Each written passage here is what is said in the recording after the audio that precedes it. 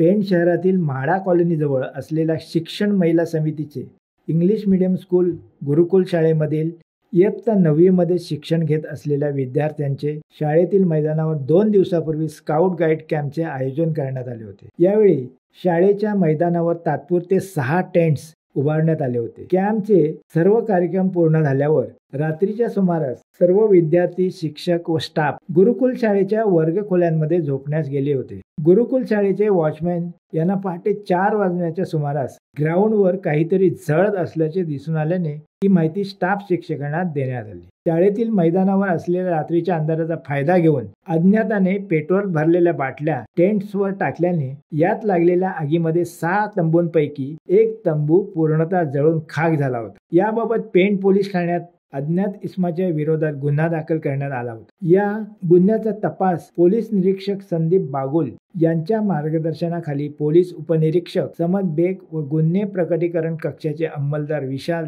सावरे आदी पथक करत असताना पेण पोलीस ठाण्याकडील पथकाने घटनास्थळी असलेल्या सुमारे 55 CCTV कॅमेरे तपासले, परंतु आरोपीने गुन्हा करण्याकरता छुप्या रस्त्याचा वापर केला असल्याने आरोपी हाती लागत नव्हता। गुन्ह्यातील साक्षीदारांची पडताळणी करून गोपनीय तसेच तांत्रिक माहितीच्या आधारे अथक प्रयत्न करून कौशल्यपूर्ण तपासाच्या आधारे 48 तासाच्या आत गुन्हा उघड केला असून गुन्ह्यातील आरोपी समीर नरदास पाटील राहणार वडाव तालुका पेण याला तपासांती अटक करण्यात आली आहे। पोलीस अधीक्षक सोमनाथ घारगे, अप्पर पोलीस अधीक्षक अभिजित शिवथरे यांच्या मार्गदर्शनाखाली व उपविभागीय पोलीस अधिकारी गजानन टोंपे, पोलीस निरीक्षक संदीप बागुल यांच्या सूचनांप्रमाणे गुन्हे प्रकटीकरण कक्षाचे पोलीस उपनिरीक्षक समद बेग, सहाय्यक पोलीस निरीक्षक राजेश पाटील, पोलीस हवालदार सचिन वरकोटी तसेच अजिंक्य म्हात्रे,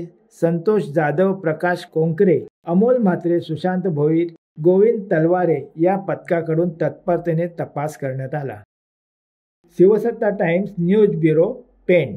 दे धडक बेधडक वृत्त देणाऱ्या आपल्या शिवसत्ता टाइम्स न्यूज चॅनलला लाल बटन दाबून सबस्क्राईब करा आणि बेल आयकॉनला क्लिक करायला विसरू नका।